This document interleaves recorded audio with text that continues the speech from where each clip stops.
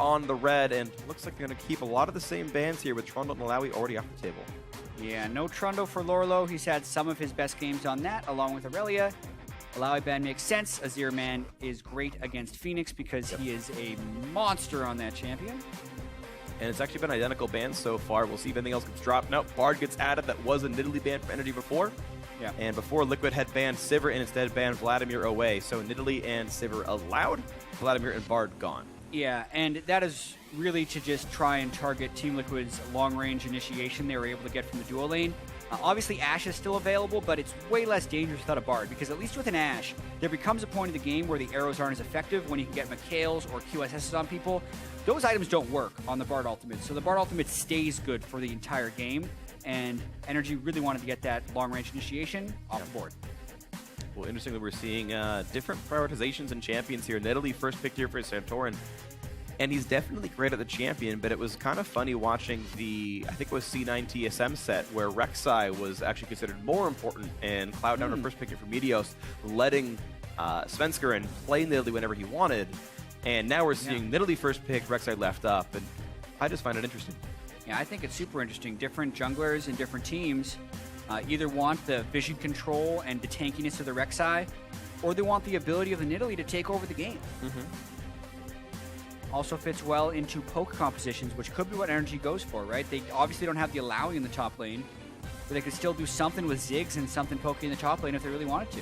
And looks like Liquid want to keep playing around this Aurelia, though, as they grab that one early once again. Wouldn't be surprised to see Quash play another Jax game, but now supporting it up with a potential Karma mid or Karma support to make sure he's going to be strong and healthy in team fights. Yeah, so pretty safe choices, I would have to say, for TL so far. NRG could still go with the Jax, but it just honestly wasn't that effective last game. You got about as big of an advantage as you could, and you weren't able to convert it to a win. So I'd expect to see something a little bit different from Quas here. That Evelyn's going to be a placeholder. I'm waiting for the real pick. Top Evelyn, new OP. Turns out it's GBM. He's just playing it mid. Oh, they're going to do Jax. This is going to be Braum alongside it. So yeah, Jax, Braum the pickup here. And they want to play the same top lane matchup. Switching up things to the bot lane a little bit. The Zyra was available for Kiwi Kid, but decided he died too much to Olaf to want to play it again. Not wrong. Yeah. Olaf is really good against Zyra. Yeah. So I like the tanky support. They also need to make sure they have a little bit of tankiness since they've already gone with the ranged jungler. So they can at least think about team fighting when the time comes. Oh boy. Talking about thinking about team fighting, how about picking up a Sivir for yourselves to make sure your whole team runs real fast? Leaves the Karma as still a flex pick. We don't know if that's mid or support just yet for certain. They have the option, but now OQ gets to kind of pick a Sivir who can be a weak laner depending on the matchup, and Twitch is one of the better ones for that, and it will be locked in. Whoa. If there's ever a game for OQ to do well, it's this one. Yeah, and I actually like the Twitch a lot against the Karma Sivir. I think we've actually seen this exact matchup before, earlier on in the year, because when the Sivir and the Karma just speed everyone up to run at you, it's perfect to just be in position for a spray and pray and totally turn the initiation around. The main thing you'll have to watch out for, though, is just Lorlo's Aurelia. If he gets ahead or gets flank position, he can shut down Twitch fairly quickly. Definitely can. They need one more pickup here for their mid laner, and it will be Anivia yet again. So even though Vladimir not on the table this time around, GBM still wants to play this champion. And I'm happy to blind pick Anivia here. Yeah, and it's just comboing their counter engage. It doesn't actually fit very well with the Jax, so I'd expect a very much 4-1 style again, and NRG's going to hope they don't get in a position where they are stuck in team fights, since the Jax doesn't fit with the rest of the team composition. But the Anivia and the Twitch work very well against the Sivir and the Karma. And the final pick comes through as Ryze, actually. A champion that we sometimes see banned away and not allowed to be picked by anyone, but this time around, it went unpicked in the first game. This time it got 10th picked in this one, and well, Phoenix on one of the more well-respected mid lane champions here. Does have to deal with the CC power of that Anivia, having to play around the wall and slows and everything, but can definitely do it. Some slight nerfs to Ryze as well, and I know that Phoenix actually, when he played Ryze against Anivia pre-nerf, it was back in summer playoffs, I think he struggled a little bit in that game, so I do think Ryze has issues against Anivia. Anivia, if played well, can actually get some kill pressure on Ryze, so Phoenix will need a little bit of help from Dardoch to make that post-nerf pick work.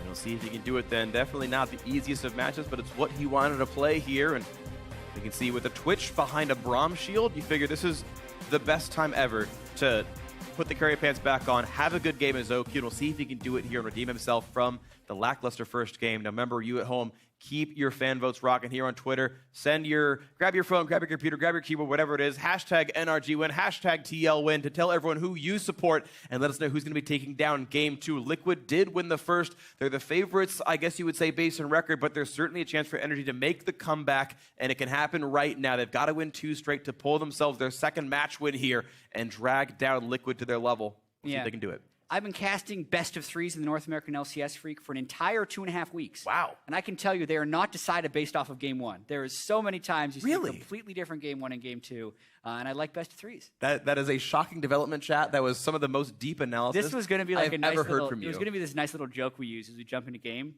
but we're paused again. Okay. So now it's just awkward. I'm sorry. Oh, no, it's fine. Yeah, we have the game paused. Santorin is the one who paused it, and then someone without a name reconnected, and then Kiwi Kid said R, which stands for ready.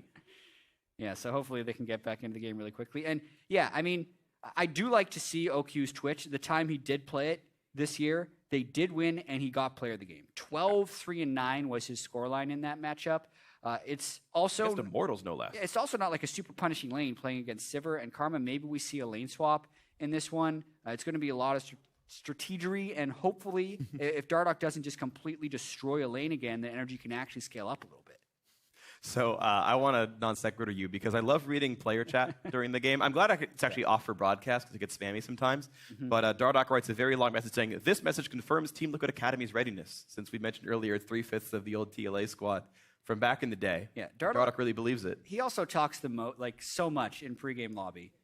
Smithy. There's a little bit of mind gaming that goes on in the pregame lobby, I have to imagine, because obviously you can just zone it out. No one is ever super rude to one another, but just the casual trash talk is interesting sometimes. So some teams just totally silent, and other teams just spam. When I used to be a competitive Warcraft 3 player, I would actually you could chat to your team, to all or to observers, and in matches there'd be a downtime, and I'd start talking to the observers and just be like the people who are watching the game. I'm like, hey, just want you to know this game's going pretty well. I feel good about this one. See you later, and just then go back and start playing again.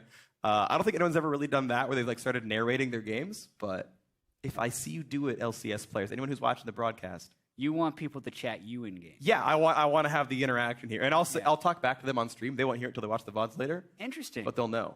You're adding a whole nother layer to the team. You're actually trying to sabotage whoever is willing to distract themselves to talk to you in game. Maybe if they're dead or something, they could do something friendly. Yeah, unfortunately, we do have another pause, sound issue this time. But we can talk a little bit more about the specific team compositions this time, because it's still the Jax versus Aurelia matchup. The jungle matchup is just a little bit different. So Santorin, again, does have the potential to take the matchup in Aquas's favor because he can have a slightly faster jungle path than Dardoch. But the question will be, is it worth it? Because last game, he got the first gank off, technically in a different lane, and because the teleport matching, Quas got a huge lead. So, technically, that was mission success for Santorin in a small way. Right. But as long as OQ's far behind, they don't have that big of a chance in a game, and they need OQ to be ahead. So I'm really curious where Santorin's going to go in this game on Nidalee, and whether he tries to get OQ ahead or Quas. Right, and I think it matters a lot if it's a lane swap or not. I don't think NRG's 2-on-2 looks very good in the early game. It feels like you're going to get ricocheted on. Karma's generally going to bully more than Braum will. My read on it, as good of a player as I am compared to these guys, I would rather be Liquid in the 2-on-2. So NRG may be looking for a lane swap. Jax is actually one of the, though we probably won't see it, one of the better champions at surviving under a turret in a 1-on-3 because of the dodge and everything. That sometimes there's really cheeky things you can do. You can get greedier as the champion and whatnot, and sometimes eke out more of an advantage, which can further your advantage in being a lane swap. Yeah, I think actually Jax and Aurelia are both incredibly difficult champions to dive. Yeah. Jax and Aurelia both can do stuns, and they can both jump away to a target. Jax a little bit slipperier because he can jump to ward, whereas Aurelia can just jump to minions and players. Yeah. But that will dissuade teams a little bit from pulling off early turret dives, right? You're thinking about if you get in a 1v2 or 1v3 situation, how much farm would they actually be able to pick up? And because of these two champions, it will obviously make it harder to full deny them. Yes, it will. And just to briefly talk about what's going on here, we're, I think, under a minute away from getting ourselves back into the game. Santorin seems like he's back and smiling and looking forward and scooting back in here, but now we're looking at what's going on with Quas, so maybe a bit more going on than we expected, but at least we we're get roughly to see at our it live ETA. as it unfolds on our screen. That's true. Yeah, we get to see exactly what's happening. Santorin, I'm going to talk a little bit about the Santorin and Dardoch respect for each other because it doesn't have too much to do with the game, but it's an interesting trend I've seen. Like, there are certain players who just seem to be on another level in solo queue, and it's always a question of whether or not they can transition that to competitive play. And Santorin and Dardoch have pretty much all of that respect from solo queue because they are both those level of players. Like, for instance, when Santorin was trying out for TSM, one of the things that Reginald told him was that, hey, we need you, if you want to be on the team, you need to show you can be like top of solo queue. So you got to get top 5. Like, he just moved over to the server. So he had to like do a bunch of climbing. He was there in like under a week. Just like no problem shooting up to top 5. And Dardoch is another player who everyone when they played against him in solo queue is like, damn, this guy is really good. Even when he went over to Korea, there are a lot of people who was like, yeah, this guy really knows how to play. And they transition over into competitive in like a different way. Yeah. Because when Dardoch came over to competitive, it was almost like one of the smoothest transitions you had seen. He was so enabled to do exactly what he wanted to do. Right. And like he'd just been put in a situation, I think when they came over with Matt, where he was like confident and comfortable enough to kind of be a leader and get what he needs done. Yeah. Whereas Santorin's had like a much more difficult path towards that. Yeah, his first split with TSM was kind of weird. He had a kind of different style going on, and it wasn't nearly as good. Yeah, gets on a team with a bunch of alphas, can't really play his style, and you watch him in solo queue, he's a totally different player. Yeah. So I really want to see if Santorin can eventually kind of bring that solo queue talent into the LCS, because not every player can. Yeah, so we'll see if he can be that player we know he can be, but for now we do have some more delays, sadly, so we're going to hand it over to our analysts until the pause is resolved. Thank you very much, Freak. Yes, unfortunately, we have a slight audio issue on stage, so as we get that worked out, we get some extra time to talk about this Team Liquid NRG matchup. Because we obviously haven't seen any gameplay since they had just loaded into the match when the pause occurred, all we have to talk about in terms of this game is champion select. So let's dive into this one. Obviously, we see the Twitch come out for NRG, so in terms of team fighting, right, that's going to be definitely a little bit scary, but I like to see the Jax again. I like to see them go back to the Jax. Even though they didn't win with the split push, I think Quas looked fantastic on it. We'll see if they can make it work this time around. Yeah, I like the Twitch a lot. I think he only got one game on it before it started pulling bans and then eventually dropped when people didn't think he was going to keep playing it. But Oki played a monster Twitch the one time he did get it. And one thing I actually like a lot is Twitch with some kind of split push top, because you can get these really tricky roams off and end up top, and you help pick off somebody. And then, you know, just using that invisibility well, that's really separates like good Twitch players who can play team fights well versus like the best Twitch players like an Imp who was just phenomenal at roaming around the map and generating advantages from his team. So I think that's definitely something to keep an eye on, how well Twitch coordinates with the rest of his team, given that, you know, there might be some language barrier issues. Right, all that said, on the side of Team Liquid, we see that Aurelia priority for Lorlo in the top lane still. That's kind of what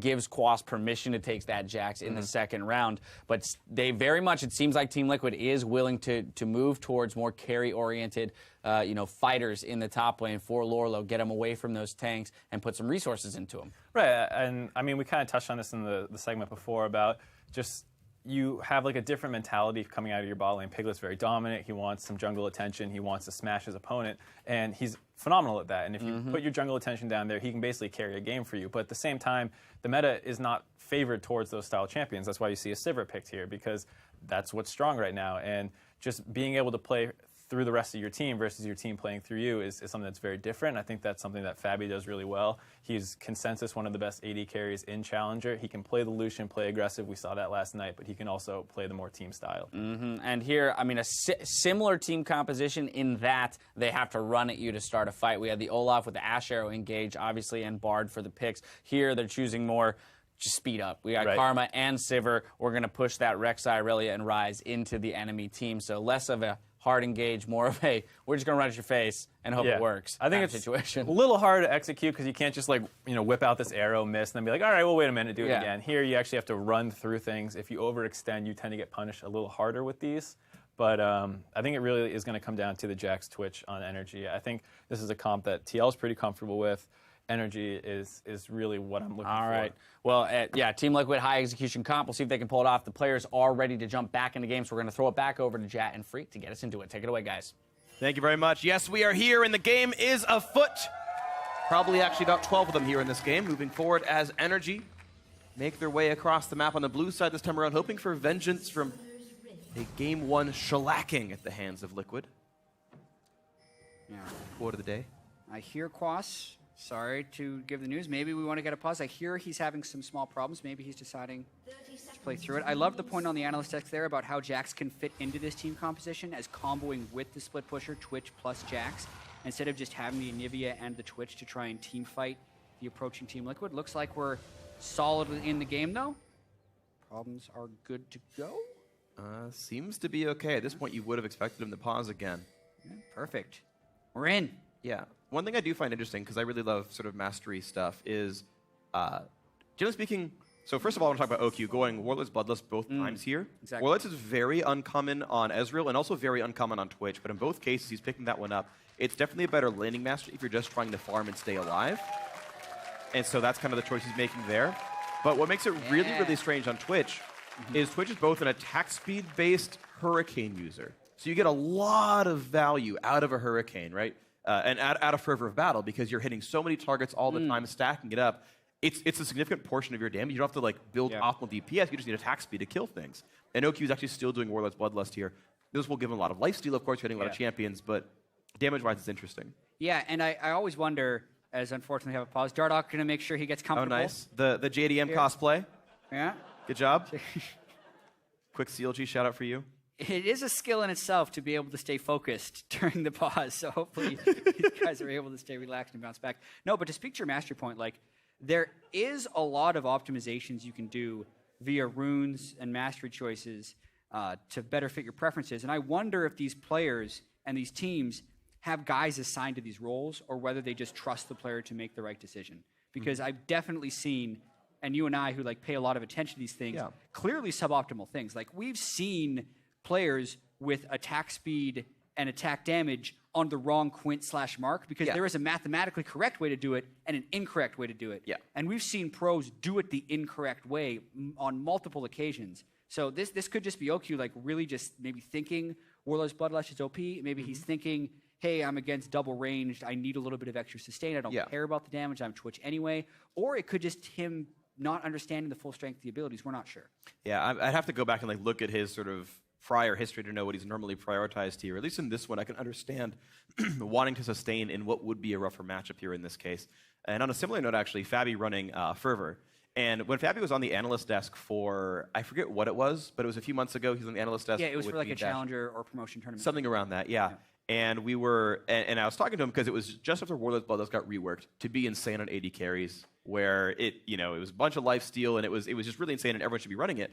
And Fabio was like, no, I just still want Fervor because I want to bully you in lane. I'm like, yeah, but you get so much life from Warlord's Bloodlust, you can't die in lane anymore. And like every single 80 carry at that time was running Warlord's Bloodlust. And one champion that kept it even after the nerfs was Sivir, because her attack speed is low, her single target damage isn't too great, she's often bouncing off minions anyway, doesn't get a lot out of Fervor as a champion. Fabi's actually running Fervor on Sivir. And almost literally no one runs Fervor on Sivir. So he is like a very high opinion of the mastery, and he like wants to bully you in lane, and yes, Fervor is theoretically more damage if you can make it happen, but he's like the only one who does this. Yeah, because a lot of times you'd think of Warlords as a laning mastery. Right? It is, not the Fervor. in some ways. If you're snowballing ahead, like that is the way you do the most damage. Right. Yeah. And if he thinks he will do that, then, you know, power to him for making that happen. But interesting aside about Fabi as well, as this is his first week starting for Liquid in the LCS. The dude is actually like really charismatic off of camera and like really talkative. Yeah. And this is not to like throw shade or anything, but like when he actually is on camera, you can tell he's a little soft-spoken sometimes. Yeah, he gets very nervous. And I'm curious, like when he can get past that, how good he can be in the LCS. Because it's very important about the stage experience between Fabi and Piglet. We have talked, I saw an interview Loco Doco did with Scara to actually bring some clarity to like why we're not seeing Piglet this week and we are seeing Fabi, and it's twofold. So Piglet is actually wanting to take a little bit of like a breather. Maybe he was a little bit too stressed, working a little bit too hard, and he's spending some time on TLA. Whereas Fabi, they want to get him stage experience. And I do think it's more important for a guy like him, who definitely seems to be affected by stage jitters, to get comfortable so he can reach his full potential. Yeah. If they can get out of this week 2-0, like it actually is win-win-win for those guys. It really is. And that would be kind of beautiful. Right now, they've won 3 games in a row with Fabi. He has, I guess, the best game record of any player in North America this split. Fabi's amazing. 3 games undefeated. He's like the new Keith. Typical Liquid AD carry substitute, can do no wrong. Yeah, easy. Just go and win. It's like every time Sarah swapped teams, he just free wins. Right. He got better every time he swapped teams, too. It was like on CLG, he didn't live anything close to his potential. I remember, like, I've told the story before, but Monte Cristo said that back when he was coaching CLG, that Seraph was like top 5 best top laners in the world. He's like, this guy is insane. And he would, like, be 2-0 in a game and lose his lane matchup, as though he's like anyone else against Ray, basically, right now in NA. And then he just gets better and better and better. And now Envy, like, nearly beat Immortals. Both those games are super close. Envy could have been 5-0 at the end of this week. They almost were. They could still be 5-1 at the end of the week. And he just keeps getting better and better teammates and getting better himself. Either way, though, we're not talking about Envy. We are talking about Fabi and the rest of Liquid. And I think Fabi has gotten a lot better in Game 1 of this series from what he was doing last night. And if he can continue to get more calm, I think he can be an excellent, excellent AD carry. Absolutely. Able to fill a lot of different roles, but we're obviously in the game here, and we need to pay attention to exactly where these teams show their priority. Last game, Quas got way ahead of Lorlo in the split push, but wasn't able to make anything happen. Also, OQ and Kiwi Kid got destroyed by Dardoch's ganks and the ranged initiation from Fabi and Matt on Ashe and Bard. This game, though, they're going to have to run right at them. They can't just stun them from long range. So really interested to see this lane, how they're able to match up, and also the jungle pathing, where the ganks are prioritized. Well, early push right now for NRG, actually, and Kiwi Kid smartly saves 1 charge of the Relic Shield so he can pop a melee minion on the next wave, as well as deliver over some sustain if he needs it. NRG should be getting level 2 first, and that could mean quite a bit. There's the 1 minion executed, and now it's how much damage can the Q do from Sivir, because it's going to be 3 melee minions on either side to knock that one down. It'll actually be pretty close to equal. And that minion's going to die in a second, and Liquid would hit level 2. So sadly, we do once again have a pause. And at this point, we have Dardoch applauding, and Lorlo's happy as well. And the audience also. Yeah, I mean, this has got to be frustrating for these teams, obviously. Like, Team Liquid seem to be taking a well. All the issues have been on the NRG side, and they're consistent audio issues. So, like, there's nothing you can do about this from Team Liquid side. And for NRG side, like, there's not much they can do about it either. So they have to be getting frustrated about how the issues still aren't being fixed. And Team Liquid obviously wants to play the game. And this is when your mental fortitude comes in really strong. Being able to keep focused on the game despite really the adversity that unfortunately is happening to them right now.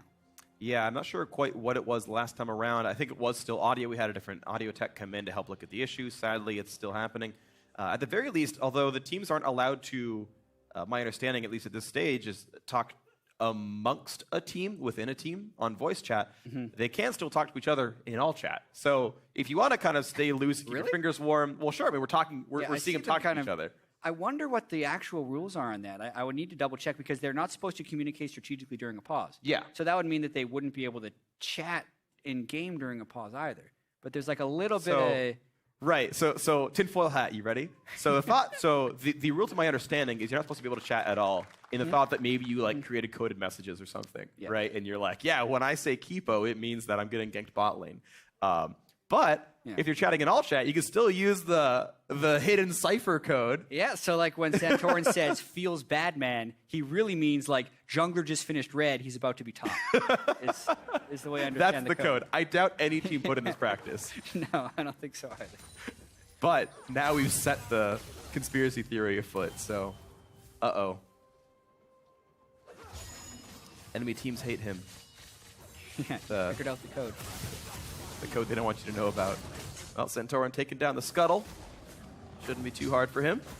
100 XP to go into his pocket and 70 gold as well. Now back down to the bottom side of the map. He's got plenty of jungle camps to kill. First Drake looks like it was Infernal. You can see the minimap icon down there. And probably won't be taken for a while with the top laners being the ones over there. Mid lane matchup so far is equal, though GBM theoretically is behind because there's more minions for Phoenix to kill. The lane is bouncing back towards Phoenix, so that actually creates a relatively dangerous point in the lane for GBM because this 330 mark is where if a jungler did want to do a fast clear into double buff gank, they would be able to about right now. For Rek'Sai as well, he can just do the 3 camp early gank since he doesn't really need blue buff and gets level 3 off of one side of the jungle. So every laner does have to be a little bit careful right now unless they have great ward coverage. And they do, so we're going to see what these junglers are up to. Santorin actually that's looking to fight for the buff, and the hunt mark does give vision as well as trinket ward, and Dardoch says, no, that's going to be my blue buff, thank you. And he won't be able to give it over to Phoenix, though. He usually likes to do this, but will not be the case here. Santorin back to his red buff.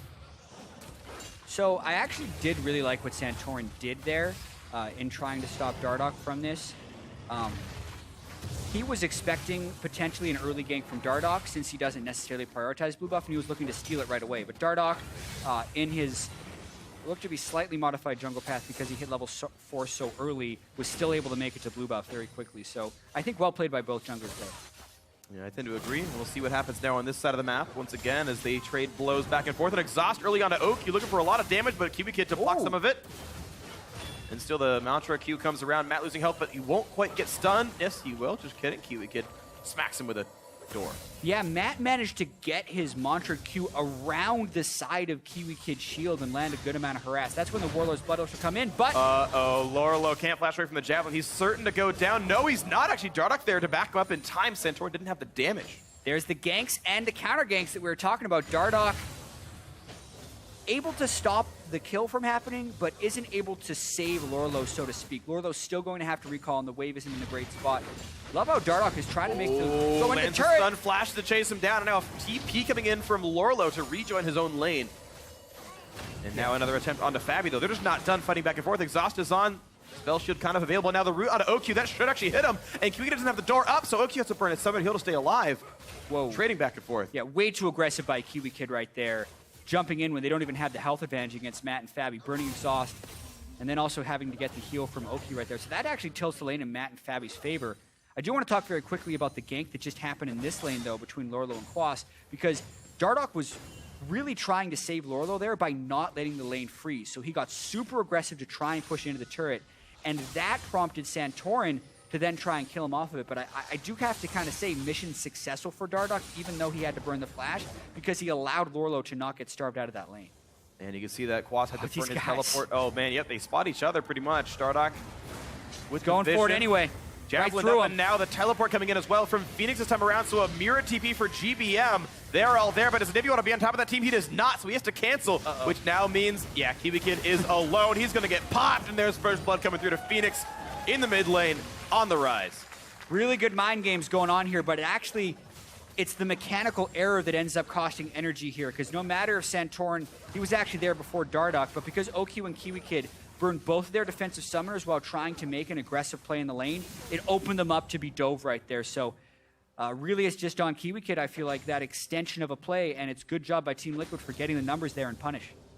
Yeah, and that's going to be a lot of stuff here that feels, I think, quite good for the Liquid lineup. It's going to be a nice BF sword recall for Fabi up against the slightly inferior serrated Dirk for OQ's Twitch. And yeah, I think you got to feel real good if you're Liquid here. Phoenix not really missing too much. Still the minion farm basically equivalent here. Plus the first blood's got to feel good. Definitely. Team Liquid would hope to just be able to take over this game, but you do have to always be careful. Twitch and Ivia can pull off some deadly combinations. They can. So you've always got to worry about what the team fights could be, but it could just be the same as last time where, yeah, theoretically Jax is really scary, and yeah, theoretically the peel is really good, but Liquid just playing too well in the early to mid game. They're trying it again right now. Dardoch going for the knockup. They look for OQ, and he's still going to get revealed. He will turn invisible soon enough, but not quickly, actually, as Dardoch gets himself another kill in this poor energy bot lane, just kind of getting destroyed. Yeah, Dardoch is so honed in right now. He's been able to predict where Santorin would be. He avoided the counter jungling early. He matched the ganks when he had to, and now he's at it again, shutting down OQ and Kiwi Kid really harshly right there. Beautiful gank over the wall to catch the speed for Matt, and a nice kill secure, knowing they had burned the summer spell in the previous engagement. And you're seeing this turret take a lot of punishment as well. Plenty of attack damage on Fabi's Sivir. Matt not a slouch either. And they won't quite knock the turret down this wave. Maybe in the next one if they want to clear this one fast enough. Gotta wait for him to group back up before the ricochet comes through. And there's the Q. But Fabi low on mana will probably want to recall after this wave. And yep, he will leave. Just kidding. Dardoch, once again, somewhere to be here with Lorelo to kill off Quas. Dardoch is actually everywhere, pulls the aggro, slow comes in, the dodge comes across. That's actually going to be a lot of damage. Dardoch might die for this, and in fact, he will go down. It's a trade, but at least Quas got a kill. Yeah, Dardoch very nearly gets the dangerous game level up to survive that one. And actually, Santorin was sitting in mid lane around a minion wave, so like Dardoch is one step ahead of him here, but getting that trade kill back is fairly critical. The big thing is, though, is the minion wave that gets lost to that turret. Lorelo now experience-wise ahead, as well as being able to pick up a kill. Rough stuff now. Quas at least does have teleport up, so he can get back down to that bottom lane, but Lurlo got to still push in most of that wave. He gets to force the sort of defensive teleport, which means it'll be the summoner advantage if Lurlo wants to keep it, and it looks like he's walking back to lane, so he will. Even more good things here for Liquid. Yeah, definitely. They're very close to getting a lot of these turrets down, too. Man, that poke. It's kind of why we were thinking we might see a lane swap, because the Karma Sivir can bully out Twitch a little bit early, unless Twitch and Braum could get early kills. But then we saw OQ go Warlord's Bloodlust, so they're not going to have the early lane pressure. He wants to have the sustain with it, right? But he's still getting pushed out too hard by all Matt's poke. Like, Yeah. I get it if you're forced to 2-on-2, surviving lane is more important than optimal DPS in lane, but OQ's kind of getting the worst of both worlds, where he's getting pushed out regardless and will have less damage. Is a minor point to this game, but maybe he turns it around later. But Liquid, 2,000 gold up, winning basically everywhere. I'm looking at the players in this game, and every single one has more gold except for Santorin is slightly outfarmed. Yeah, they've been able to pick up kills when necessary. Obviously, Nidalee farms so fast. That's how he's trying to keep pace with Dardoch's ganking. But even now, I mean, Dardoch's sitting in the jungle of NRG. So I agree, Team Liquid looking to snowball every lane a little bit here. Well, so far, so good. Liquid doing wonderfully. Okay, so top lane outer turret is down, and they're going to start moving their people around the map. Fabi and Matt have recalled. They've headed down to the bot side. They will take over that lane from Lorlo. And now it gets a bit more interesting because we might see 2v1 matchups. OQ currently is freezing the lane, and I think he needs to, actually. But now it's Liquid playing kind of 5v4, but with only 2 lanes of farm available. So they've got to kind of make something happen. Maybe it's Drake, maybe it's a turret, as OQ scales back up. I think it's Drake, or it's a dive onto bottom side. It's too hard to dive Anivia because of the wave clear, but Jax doesn't have good wave clear at this stage in the game, so that's the natural move. Lorlo takes aggro. Santorin is here. Exhaust burn, and now Matt pulls aggro, and the dodge doesn't mean too much. You're going to go right back in, looking for the stun to Lorlo. Javelin comes across, Fabi blocks it out. They jump back to a minion, get away. But a beautiful wall comes out from GBM. Phoenix are turning it back in, and look at that, forcing the flash out of GBM's Anivia. And it's going to be enough damage knocked on the turret. A nice attempted defense there. Lorlo looking for the stun, can't quite land it. Deep. Looking for it, but not finding it. Dardoch taking plenty of punishment, but they deny all the farm under that turret. The building will fall down. Liquid do get that dive to be at least a little bit successful, but OQ at least got the farm in the top lane. It's the decisiveness that matters for Team Liquid. And this is also an example of why teams very rarely freeze minion waves and lane swaps anymore. Because teams are very good about seeing exactly the lane that can't push the minion wave back, and they just take that turret while the lane is being frozen. So now... Oh yes! My goodness. Santorin with the downtown javelin. That's huge. That is absolutely huge. Because they'd already given up 2 turrets. They'd lost the map pressure, but it was also going to be the Dragon to kind of add insult to injury. Now at least NRG has a little bit more of an excuse to scale, but they're still going to be in danger of losing even more turrets the longer they try and freeze that wave. And the thing is, Santorin was already really good at landing smites. He didn't even need smite to steal that. And by the way, I believe Dardoch's smite was up. It was just a miscue by him, but still really nicely done. Someone's got to block that spear. Yeah. They had just won a team fight pretty handily despite not getting kills, and they kind of pushed everyone back. So either you got to have Phoenix standing at the wall looking to burst Santorin down if he gets close, or you just have to kind of all mob around the Dragon to block spears. Like Nidalee trying to steal with spears, nothing new. It's just a mistake by Team Liquid as well as good timing by Santorin. All right, well, you got to feel good then. NRG getting glimmers of hope. And it's I don't know. Like, for their sake, I want to see them do well. There's so many good players in this team, so many people to sort of fall in love with and really enjoy watching them play, but it just never really clicks. It's funny because like every single split, it's like, oh man, this new roster coming together. Yeah, Altec's super sick. Like, you know, GBM's obviously amazing. And, you know, this team should be ridiculous. And then, well, NRG failed out of the quarterfinals, getting 3-0 by Liquid. It's like, okay, well, fine. New roster, OQ super sick, and you've got Quas back. Oh man, and Santorin, he can be amazing, and Kiwi Kid, everyone loves him. So like, all right. Gotta find the time to gel together. Yeah. And it's interesting because Team Liquid is playing essentially a new roster this season too. So like that excuse is out the window here for NRG. They've just been getting a little bit outplayed this game, but obviously it's a pretty long season. We're still in week 3.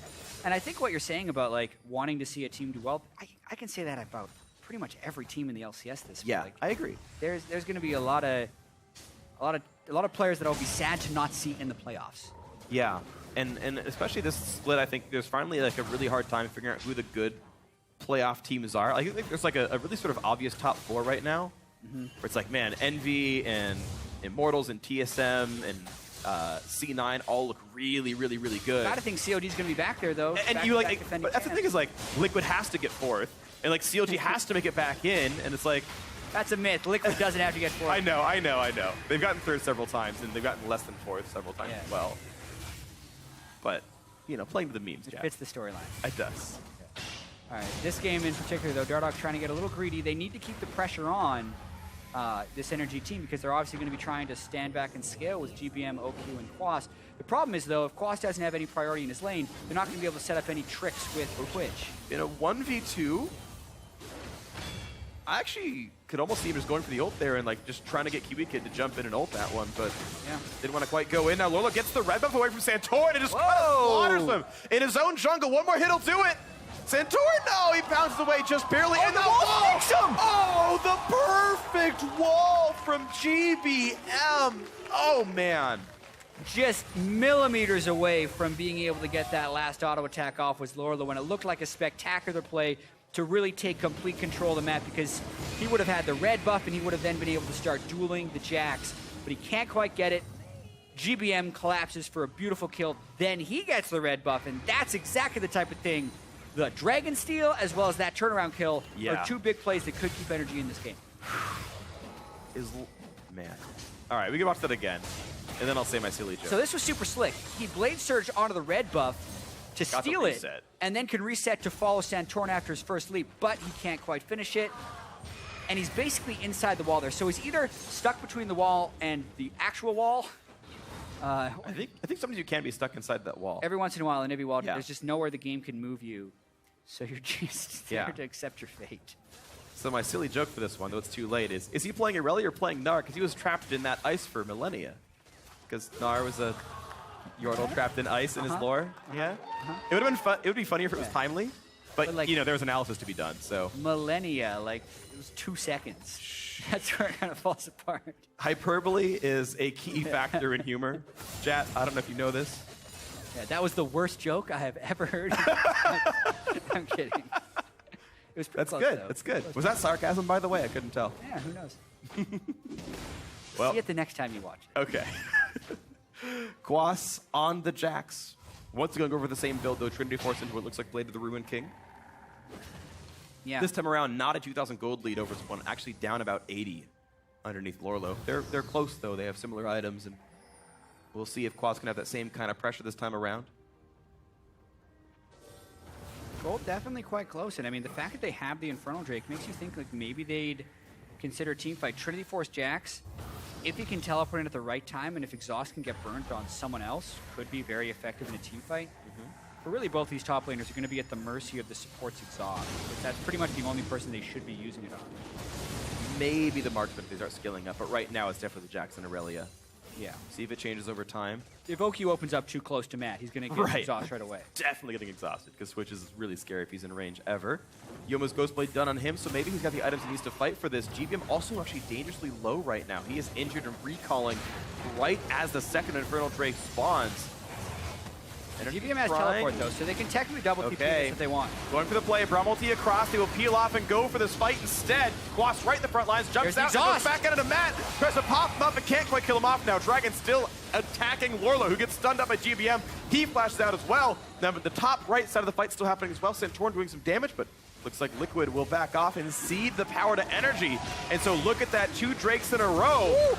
Beautifully done. Santorin gets that one as well. Super nice, and I love the way OQ played that team fight on Twitch. He opened up, and yes, he got the exhaust, but it was when Team Liquid wasn't able to capitalize back in. So that meant when Quas joined the fight, he was a huge threat because there was no exhaust to stop him once he jumped straight on top of Matt's Karma and burned the flash away from that as well. So Energy was able to win that fight because of their double TP in, and the double Infernal Drake is going to hurt later. It definitely will, and I know every pro loves Infernal Drake, so here you go, guys. Here's a bunch of ability power and attack damage to all of your members, and everyone but Kiwi Kid benefits.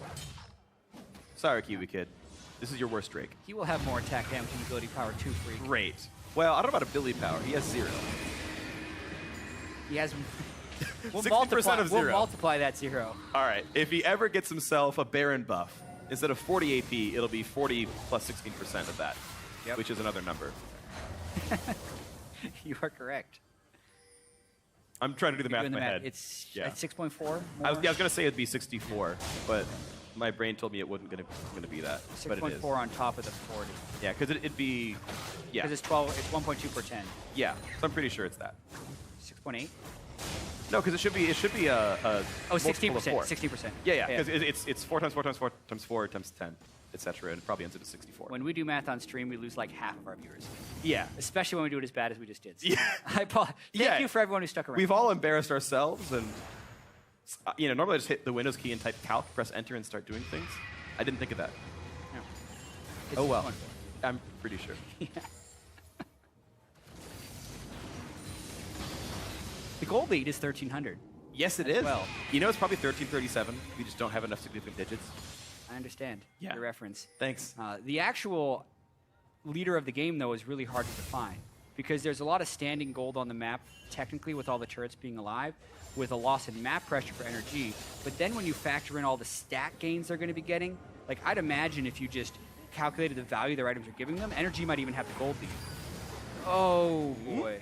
Close one there. Yeah, in real stats, right? If everyone bottled their things, you'd be like, oh, actually, energy looking pretty good. And I agree with you. It's very likely here. 1,300 gold lead, not quite very much, honestly. We'll see now as Quas wears his red buff proudly. And Lorlo, well, he's got the Rift Herald at least, but I don't know. I'd almost take red buff in this situation here.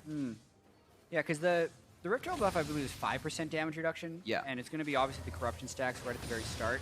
So it's good, but I've still seen a Jax with the red buff maybe kind of overpowers that 5% damage. Right. Red buff gives you health regen when you're out of combat. It gives you bonus damage on hit, which will outpace corruption pretty quickly.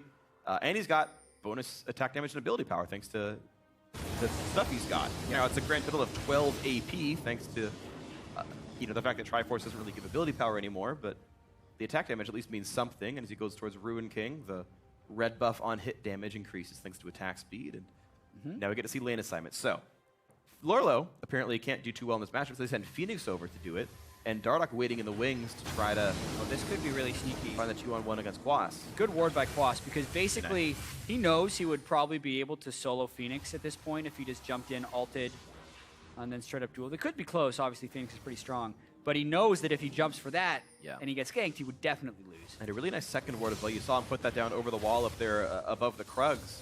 And that's to look at the other likely gank route that Dardoch takes if you're on the left-hand side. And it means that Quas should almost definitely be safe on a turret. Then he pulls Kiwi Kid down to drop some wards as well. So really, Quas should be able to farm reasonably well. Yeah. And NRG able to stall this game out quite nicely. And if we're comparing it to Game 1, there are things that are much more fortunate for NRG this game. Team Liquid doesn't have the Ash Bar to create initiations from anywhere, so the threat of team fights is much lower for NRG while they're trying to stall. And they've actually been able to get 2 Drakes. That's really the biggest thing, because as they continue to scale towards 40 minutes, they're going to have that Drake threat, which gives them better team fighting and then a more powerful Elder Drake. And he's going to nice wall on the Dardoch. He jumps over afterwards anyway. I just want to point out, by the way, GBM actually is maxing Crystallized second. He's maxing his wall of second, so he's got that one already capped off. His Flash Frost, the slow-moving skill shot Q, just on 2 points right now. He left that one for last. But it gives GBM a ton of control against a team that has to honestly walk in and be short range. There are no long-range champions in Liquid. Sivir is short for an AD carry, Ryze short for a mid laner. I agree. It's going to be very difficult for Team Liquid to siege this one, which is just going to make NRG more likely to try and draw this one out till 40 or 50 minutes when you got a 6-item Twitch and 6-item Anivia. Team Liquid have to be very creative in order to come back from that, because even if they do force fights around objectives, they're going to be down 2 Infernal Drakes, and they don't have a substantial gold lead like they did in the first match. So difficult road ahead then for Liquid. At least they're controlling map vision for the most part. They, in a way, they almost had rights to the 2 dragons. The first one was an unfortunate steal, unlucky, but happens, as Kiwi Kid says. And the second one was just a good turnaround team fight by NRG to collapse in time. But Liquid theoretically Like you can see, all 3 lanes are pushed first by them, and it's even my favorite build at Static Shift Sivir, so the minions basically instant die to Ricochet. And so all of NRG are playing reactive to what's going on. Drake's up in 15 seconds. Liquid can kind of play the neutral objectives as a way to force their will, even if they can't start fights always. Yeah. Phoenix, right, puts Quas under his turret and has chipped him down. Yeah, and I'm really curious about what's going to happen in this lane. Like, if Quas, currently he doesn't have much magic resist, so I don't think he really wants to take on Phoenix, but that's an interesting choice of who to match the Jax with. Kiwiki takes a heal, though he's going to be okay for now. Santorin getting a little bit of something. Looks like he's actually not going for a build we had seen some Nidalees do, which was the Athene's Unholy Grail to add to the healing power. Waffle's going to root it up, a little bit of damage. Go in. And he's going to land the stun on a Phoenix, and here comes OQ as well. So there's the 2-on-1. Phoenix flashes, but there's the flash to follow. Now a teleport coming into the flank. Phoenix will drop down, and the teleport canceled by Lorlo. They finally made it happen. NRG gets something offensive to happen, but now on the other side of the map, it's going to be Dardoch stuck off against the wall. Not taking much damage, though. There was many resources committed to the bot side of the map. It was a 4v3 over there. And NRG back out. It does mean that mid lane gets hit a little bit, but not enough to matter. Yeah, exactly the play they were talking about on the analyst desk during the pause of what you can do with the split push Jax and a Twitch. He sneaks in through the bottom. Yes, he had to burn flash, but really Phoenix could just not run away fast enough after burning flash of his own. It allows Quas to kind of unleash in this split pushing battle. Makes it even harder for Team Liquid to stall out. Yep, and Fabi taking plenty of punishment here. NRG actually had the choice of going for Cloud Drake right now. They knocked down bot, outer turret. And again, with Rek'Sai already having burned the ulti and Aurelia being spotted on the top without teleport, they have the chance to play for this Drake. And in fact, they will. They send only Santorin to do it. So actually very smart use of resources. If I was shot calling NRG, I wouldn't have made it this cleanly. So nice of them to know exactly their limits, get some turret damage, and have only Santorin take it down. 3 Drakes to NRG. Yeah, and now the game is at this really interesting break point because Team Liquid before was thinking, man, we really need to break this turtle that NRG is doing because we need to take advantage of our lead. They're losing now. Yeah. But they still have some map control assets to play with. So they can't just barrel into NRG because NRG is actually already winning. It's just going to be a matter of, like, how will NRG get the map control back? And will Team Liquid be able to retake the lead while that's happening? Kiwi Kid's in a real dangerous spot. Gets a big ultimate on Ford. It's enough to get away, actually. Sadly for GBM, the Crystallize was used defensively. I think it could have sectioned off one of the Liquid members and forced a flash out. That did not happen, though, and it's either way just a disengage on all sides. Kiwi Kid did burn his flash as part of this, so that is a summoner lost by the NRG support. Liquid theoretically have an advantage because of this one. Absolutely. The 2-item power spike for Twitch right now is actually really strong. It's the mid-game power spike on Twitch. Like, 6-item Twitch is great, but like the 2-item Twitch with Ghostblade Hurricane is maybe the most relatively powerful Twitch you're going to get. Yeah, it's a really expunged-focused build. Look at the damage down in the mid lane. It's actually forcing a flash out of Fabi, who couldn't wave clear enough, and the turret is gone. OQ pops the Youmu's and the Rat-a-tat-tat ultimate to knock it down faster, and NRG have finally tied up the turret score. In a minute, they knocked down 2. Yeah, absolutely. They're moving faster, they're doing more damage, and soon they will regen if they can control the 4th Drake when it comes up. Everything is kind of switching back to NRG's favor after what was a very dominating early game by Dardoch, where he was able to catch Santorin, or basically match him everywhere he would go and then still get successful ganks off. But really, OQ has been able to persevere after that early trouble, and Team Liquid still trying to make aggressive calls. Team Liquid does not like to lose slowly. There is no vision right now for NRG. So they're going for face it. check into this one. 6,000 health left on Baron, but careful because Santorin's really good at securing objectives. The wall almost blocks him into the Baron pit. It would have been beautiful. It could have done Cancel that. teleport. And now Phoenix very, very low. And Naka comes in. They want GBM. Doesn't quite get egg, but they do knock down Kiwi Kid, who was still missing his ultimate, but he never popped exhaust during the fight. It was up and he didn't press it. And now OQ very much on the wrong side. There's the jump in. There's the slow. That's going to be the kill easily. 2 picked up for Liquid. A great play right there. Yeah, and the turn from Team Liquid when they realized the teleport had been canceled by Quas was instantaneous as they went to chase them down. But you can also understand why Quas would cancel the teleport, because he knew that he'd be able to get this push almost regardless of the outcome. This is likely going to be the Baron, but we shall see. It's an inhibitor for sure. 2 turrets and an inhibitor for 2 kills plus something.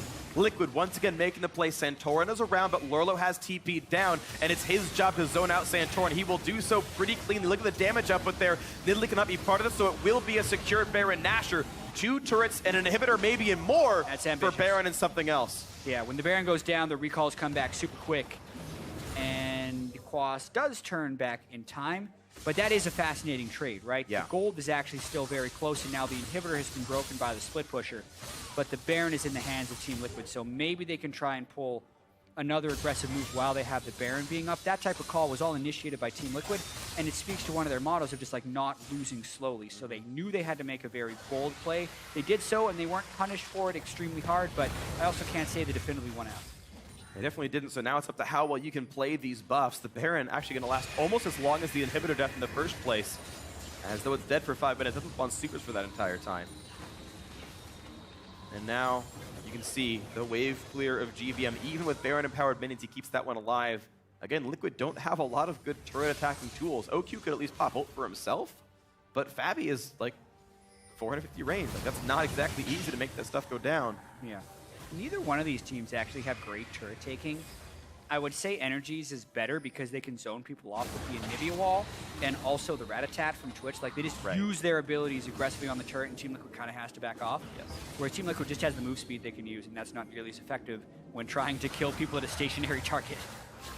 That's true. Turrets don't run away. Matt, though, trying to do that himself. Very low on health. Santorin does not land the javelin thanks to some shields coming out of the squad, and he will walk away without the poison knocking him down, but that does mean Matt will have to recall. He'll be off the rift for about 10 seconds till he comes back with this one.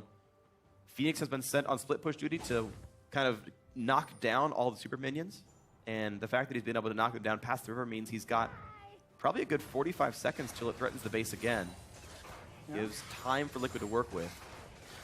Definitely a good amount of time to push, but with the Anivia and the Twitch in the side lanes, there's not much they can pull off. Like, we really haven't seen Team Liquid utilize the Sivir move speed and the Karma move speed to like make some good map rotations and get kills. Yeah. They just kind of get shut down. There's a lot of, you're coming at me? No. Anivia wall, Anivia ult, Rom ult. Okay, Sivir can spell shield, what about the rest of them? And it's just, it seems to have been enough, but this time around, Liquid do whittle down their opponents enough to knock down that turret. There's their third turret of the game. Looking for the engage right now, and suddenly GVM, yes, he is alone. Knocked up, no Glacial Storm available. Couple more attacks, they'll do it, but Fabi getting destroyed under the turret. Gets a couple of combos onto his face, and now Kiwi can devise some time as well. Quas is on there. He's going to find Matt for a bit more. Phoenix drops down. The Rise stuck under the turret. Oh, they and can now get a lot OQ is off activated. this. Quas has already picked up his second. Matt's going to land the root, puts on the shield, tries to run away. Another stun, not quite going to land. Nice knock up by Jarda, but gets slowed down by the Ruin King, which means that might be a kill, but he jumps over the wall, gets away from the pillar, or sorry, through his tunnels, and now it's on a Dardock still as Santorin jumps to the wall, looks for one more with the pounce, with the takedown, with the kill. OQ knocks him out, and it's going to be 3 for NRG. And they actually want to win here. These are pretty long death timers. They have super minions there, 2 of them, and the majority of the damage for Team Liquid has got. I think that's game. 20 seconds on Sivir, 2 versus 5. Here comes the game-winning play. NRG to tie this series. Quas in the front line. Lorlo taking some of the damage. He's going to be dropped down rapidly. Flash the way stays alive, but the turrets are already dead. On to the Nexus they go, and NRG with a great comeback victory. A wonderful mid-game, and that Game 2 win is through. And a big mistake at 32 minutes by Team Liquid when trying to make a play in the mid lane. Just turns around and loses them the game. And that'll even the series 1-1. But overall, I'll say that NRG absorbed some punches early,